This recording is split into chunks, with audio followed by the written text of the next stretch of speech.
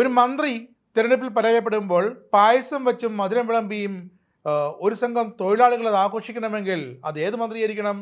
K Ganesh Kumar, കേരളത്തിൻ്റെ ഗതാഗത മന്ത്രി.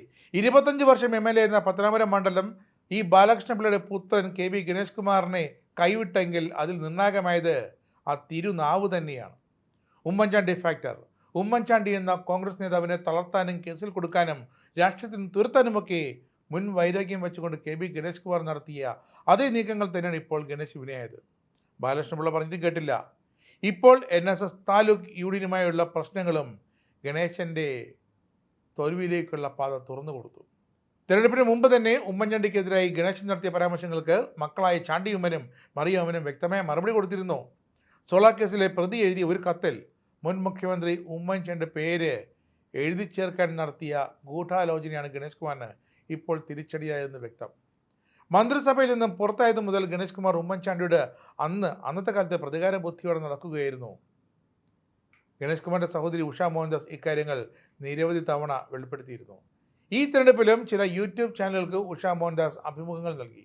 പക്ഷേ ഗണേശൻ ഇടപെട്ട് അങ്ങനെ അഭിമുഖങ്ങൾ കാണാമറയത്തേക്ക് പോയി, വെളിച്ചം കണ്ടില്ല.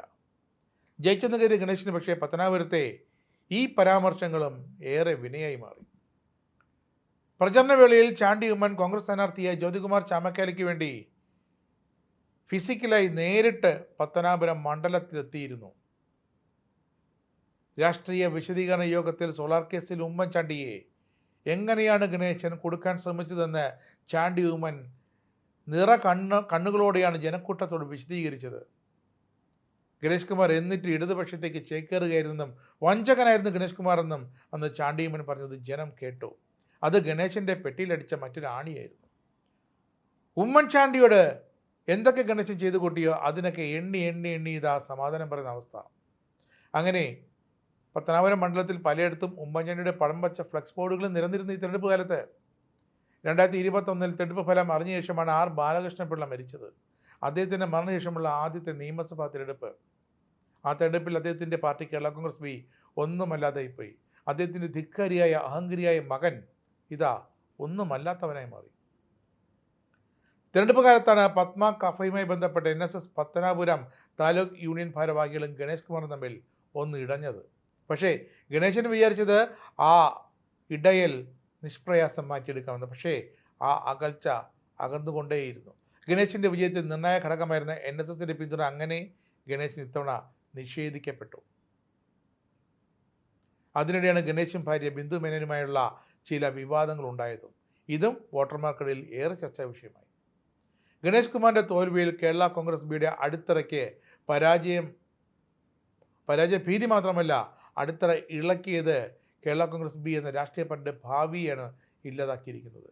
നിയമസഭയിൽ കയറാൻ പറ്റാത്ത അവസ്ഥയായി. വെറും തദ്ദേശ സ്ഥാപനങ്ങളിൽ മാത്രം പ്രാതിനിധ്യമുള്ള പാർട്ടിയായി ഇതാ ഗണേശൻ്റെ ബി പാർട്ടി മാറിയിരിക്കുന്നു. പത്തനാപുരത്തെ ഗണേഷ് കുമാറിൻ്റെ തോൽവി കേരള കോൺഗ്രസിൻ്റെ അടിത്തറ ഇളക്കി എന്ന് പറയുന്നതാകും കാര്യം. ജോസ് കെ മാണി ഗ്രൂപ്പിനൊപ്പം മറ്റൊരു കേരള കോൺഗ്രസ് കൂടി ഇതാ കടപുഴകി വീഴുന്നു. പാർട്ടി പിറവിക്ക് ശേഷം ഇതാദ്യമായി MLA-മാരിലത്തെ നിയമസഭ ചേരാൻ പോകുകയാണ് കേരള കോൺഗ്രസിൻ്റെ. മുമ്പ് പാർട്ടി ചെയർമാൻ ബാലകൃഷ്ണപിള്ള കൊട്ടാരക്കരയിൽ തോറ്റപ്പോഴും പത്തനാപുരത്ത് ഈ മകൻ ഗണേഷ് കുമാർ നിഷ്പ്രയാസം ജയിച്ചിരുന്നു. 2006 CPM സ്ഥാനാർത്ഥിയായ ഐഷ പോറ്റിയോടാണ് ബാലകൃഷ്ണപിള്ള അന്ന് ദയനീയമായി പരാജയപ്പെട്ടത്.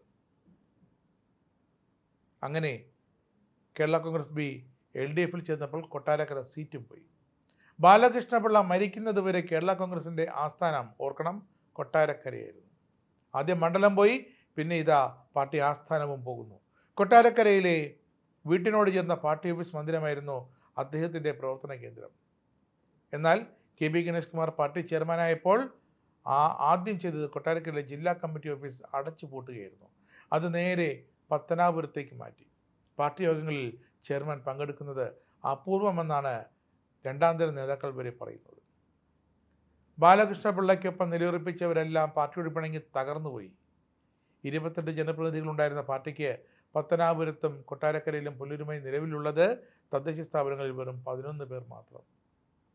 ഗണേഷ് കുമാറിൻ്റെ പത്തനാപുരത്തെ പരാജയത്തിൽ ഡ്രൈവിംഗ് സ്കൂൾ ഉടമകളും ജീവനക്കാരും നേരത്തെ പറഞ്ഞതുപോലെ പായസം വച്ചാണ് ആഘോഷിച്ചത്. പടക്കം പൊട്ടിച്ചവർ, അങ്ങനെയാണ് അവർ ഗണേഷ് കുമാറിൻ്റെ തോൽവി ആഘോഷിച്ചത്. മന്ത്രിയുടെ പുതിയ ഗതാഗത നിയമങ്ങൾ തങ്ങളുടെ വയറ്റത്തടിച്ചു, തങ്ങളുടെ കഞ്ഞിയിൽ മണ്ണ് വാരിയിട്ടെന്ന് പരസ്യമായി അവർ പറഞ്ഞു. തങ്ങളുടെ പരാതികൾ കേൾക്കാൻ തയ്യാറാകാത്ത അഹങ്കാരിയായ ഒരു മന്ത്രിയായിരുന്നു. എന്നിട്ട് എന്ത് പറഞ്ഞാലും താൻ KSRTCക്ക് ലാഭമുണ്ടായി കൊടുത്തുന്നൊരു വീൺവാക്ക് പറഞ്ഞ് രക്ഷപ്പെടുന്ന മന്ത്രിയായിരുന്നു. ആ മന്ത്രി ഇനി ഒരു കാരണവശാലും ട്രാൻസ്പോർട്ട് നിയമങ്ങളെപ്പറ്റി പറയാൻ ധൈര്യപ്പെടില്ല എന്ന സമാധാനത്തിലാണ് കേരളത്തിലെ ട്രാൻസ്പോർട്ട് തൊഴിലാളികളും. അപ്പോൾ KB ഗണേഷ് കുമാർ എന്ന അധികാരനായ R ബാലകൃഷ്ണപിള്ളയുടെ മകൻ്റെ പതനം അതിദയനീയമാണെന്ന് നിങ്ങൾ ഒന്നുകൂടി ഓർക്കണം.